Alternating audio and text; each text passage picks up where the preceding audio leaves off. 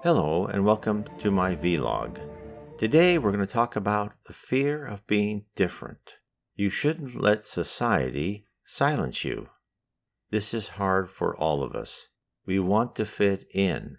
We want to be part of a group and we don't want to be different. Let's talk about that state of mind. A minister of an unspecified religion passed away. He was assigned a house on the second sphere of heaven. The spirit realm sent a woman to him to discuss why he was unable to speak what he knew was the truth to people who needed help with communicating with loved ones who have passed. Instead of assisting those in need, he guided them elsewhere, for he was afraid to be exposed to scorn and ridicule from his colleagues. It is easy to tell everyone to stand up for what you believe in, to not be afraid to speak the truth.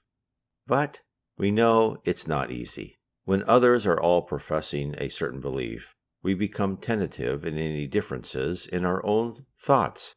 I remember when I was in college, I was invited to a study. I was told to listen to a series of beeps and to tell the leader at the head of the table the number of beeps I heard.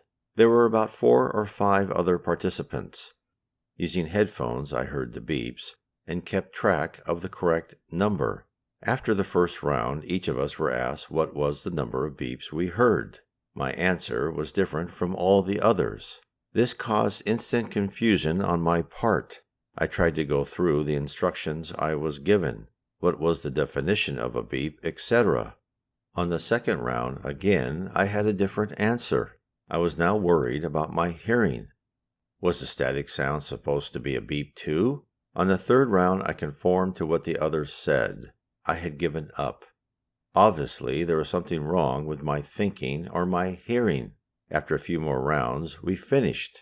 Then I was told that all the other participants were told what to say. I was the only variable.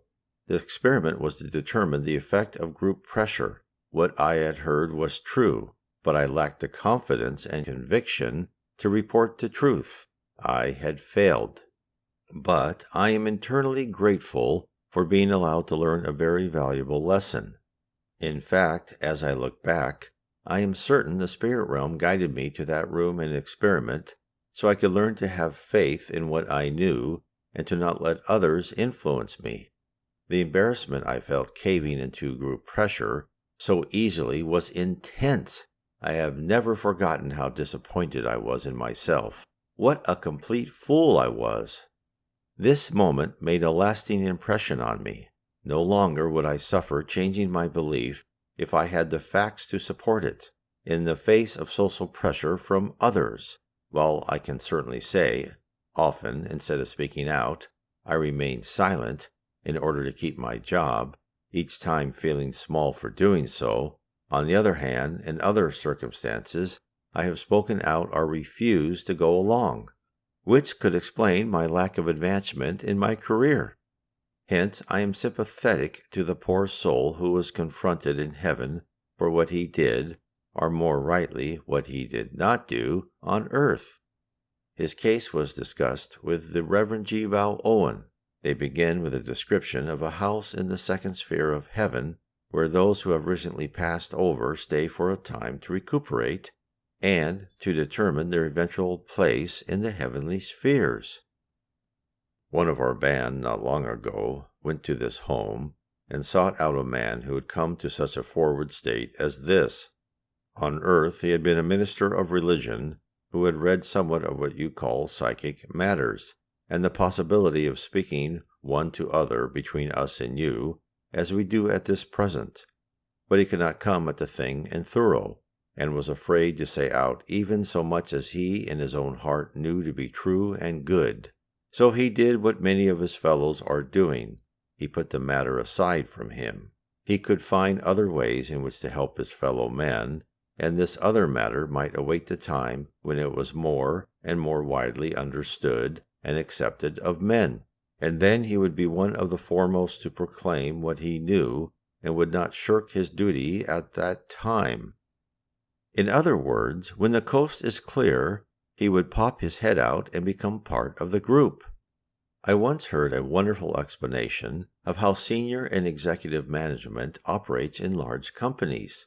Each manager wishes to lead, to make him or herself notice as a performer, but on the other hand, they don't wish to stick out too far, because to be too different is to not to be part of the group. Hence, their behavior was described as constantly swimming in a bait ball. You don't want to be too distant out of the bait ball, otherwise a predator will pick you out. Therefore, you want to change direction with the rest of the fish, huddling together in relative safety, hoping some other fish close to the outer ring, or completely outside, will fall prey. This is why one sees some of the dumbest ideas gain traction and even thrive in corporations and governments. The fish aren't thinking of the actual direction. They are merely trying hard to keep up with others so as not to expose themselves. This man didn't want to reveal that we, the incarnates, are able to speak to the other side, for doing so would expose him to the derision and malicious gossip from his peers. Therefore, when members of his flock came to him inquiring about communicating with deceased loved ones, this is what would occur. But when others came to him and asked him first whether it was possible to speak with their dear ones who had come over here, and second, whether it were God's will to do so, he put them in the mind of their Christian belief in the saintly communion, but urged them that they be patient until the church should have tested and sifted and should have issued guidance for those who were of the fold. And while he waited, lo, his time on earth was fulfilled, and he was carried over into this home, where he might rest a while and come to some decision on what attitude he had assumed on diverse matters of his calling and of the use he made of his opportunities. People came to this man of the church because they had seen evidence and clues about the other side. Before the internet made possible the gathering of near-death experiences from around the world, before the power of the Catholic Church had diminished to the point where people could freely talk about psychic phenomena, still there was an acknowledgement amongst the masses that a life beyond the death existed and that loved ones still lived in another dimension. People talked.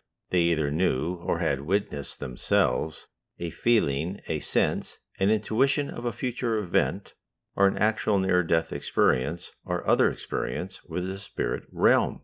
The Catholic Church's position, and others as well, that one can't communicate with the other side, didn't match their own understanding. The conversation. Hence, the spirit world sent an emissary to speak to the newly departed man of the church. She, the spirits called her Nyani, sought him out in his resting place in Sphere 2. She found him in a peaceful garden, surrounded by plants and flowers of indescribable lights and colors. She went to him and stood before him, and he bowed and would have passed on, but she spoke to him and said, "My friend, it was to you I was sent, to speak to you." And he replied, "Who sent you to me?" "The angel who has to answer to our master for your life work while in the earth sphere," she said. "Why should he have to answer for me?" he asked her. "Surely everyone must answer for his own life and work. Isn't that so?" And she said, "That is surely so. Yet to our sorrow we here know that it is not the whole of the matter. For naught you do or leave undone ends with yourself alone. He who had you in charge made effort time and again for your welfare, and in part succeeded, but not in whole. And now the earth period has been closed for you. He has to sum up your life and answer for his charge of you, to his joy and also to his sorrow." "This seems hardly fair to my mind," he answered her. "It is not my idea of justice that another should suffer for one's failure." Naini said, "And yet that is what you taught the people yonder. It was your understanding of the doings at Calvary that you handed it on to them. Not all you said of it was true, yet it was true in part. For do we not share joy on behalf of another's joy? And shall we not also share in his sorrowing? This your angel does for you even now. He both joys and sorrows over you." "Please explain." He joys in that you did good work in charity, for your heart was much bathed in love for God and man. He sorrowed for you in that you were not content to do what you taught was done for you on Calvary, for you were not willing to become scorn for men, and to be withered with their disapproval, for you valued the praise of men more than God's praise, and hoped to be able one day to buy more cheaply your reward for having spread light upon the darkness, when that darkness should begin to pass from night into the twilight of the dawning day. But you did not see, in your weakness and lack of valiant purpose and of strength, to suffer shame and coldness, that the time for which you waited was the time when your help would be needful, and the fight all but won by others of more stalwart mettle, while you stood with the onlookers and viewed the fight from a fair vantage ground, while those others fought and gave and took blows good and strong, and fell forward in the battle when they would not surrender their cause to those who opposed them. Oh, how I feel for that poor man, doing what he thought he could while weighing the pros and cons of his actions, afraid of the consequences of fighting a large and brutal organization. I have faced the same dilemmas and have been gutless time and time again. I remember back in high school, walking home with some friends, passing 2 other young high school boys, when they attacked us. I ran, leaving my friends behind. What a spineless coward! I vowed to never do that again. But of course I did. In management, I allowed people to be fired or given bad reviews just because a certain percentage of employees had to be found wanting. I performed such despicable acts because I selfishly desired to keep my position and, much worse, I wanted to demonstrate my usefulness in carrying out orders. Unlike the man of the cloth, he at least engaged in charity and good works, while I only wished to make money. Upon hearing what he did from the emissary, he asked, "But why all this?" he inquired. "What is your reason for coming to see me at all?" "Because he sent me," she said, "and because he would that he also might come to you, but is not able until you are of a mind more clear of purpose, and until you have mastered and acknowledged the various elements which made up your earth life in their true values and appraisement." "I see, partly at least, thank you. I have been in a cloud all this time. I came here, away from the others, to try to understand it all better. You have said some pretty straight things to me. Perhaps you will add to the service by telling me how I am able to begin." "That is my mission here and now. It is the one thing with which I was charged. I was to probe your mind, to make you look inward upon yourself, and, if you showed any will to progress, I was to give you a message. This will you now have shown, not very heartily, however, and this is my message from your angel guide, who awaits you to lead you on when you have trained yourself some little more. You are requested to take up your quarters in a home which I will show you in the first sphere. From there you will, from time to time, visit the earth plane and help those there in their communion with their friends here in these spheres of light, and also aid them in speaking comfort and encouragement to those who are in the darker spheres, that they may progress into the light and peace of His presence. There are even among those to whom you ministered several who are trying to do this good work for those in anguish, and also to give and to get gladness by their speaking with their loved ones here. They sought your guidance in this matter, and you had no courage to give it to them. Go and help them now, and when you are able to make known to them your personality, unsay what you then said, or say what you lack courage then to tell them. In this you shall have some shame, but they will have much joy, and will deal very kindly with you. For they have scented already the fragrance of love from realms higher and brighter than this in which you have been resting. But the choice is still for you. Go or go not, as your heart inclines you. Naini left him pondering upon his decision whether to travel to a lower sphere and facilitate communication between the earthly and heavenly planes, or to remain in his home in the second sphere. Whatever his decision, it will be his alone. Free will is one of the divine laws. We are not forced to become better. We are presented opportunities in which we may learn. In the spirit world, for those in one of the heavenly spheres, we are given options and choices. We move up or down at our determination. On earth, we encounter episodes that have been predetermined to allow us to learn what we had lacked in the previous life. Again, we have the choice to either absorb the lesson or completely ignore it. While in the lower zones and the dark abyss, also called purgatory, those spirits are placed in a location where they are daily reminded of who they are and what they believe, and are given the exact environment they so desired while on earth. Although now that they are in the middle of it, they shall have second thoughts and one day emerge.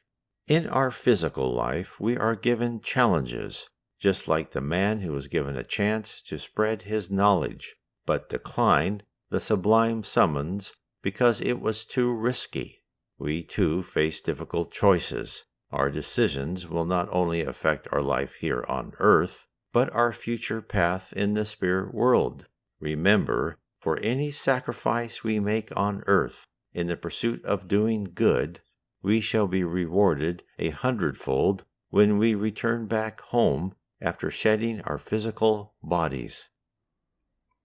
If you are interested more in how the spirit world guides us, please read my book, How We Are Guided by Spirits, Book 3 of Spiritism.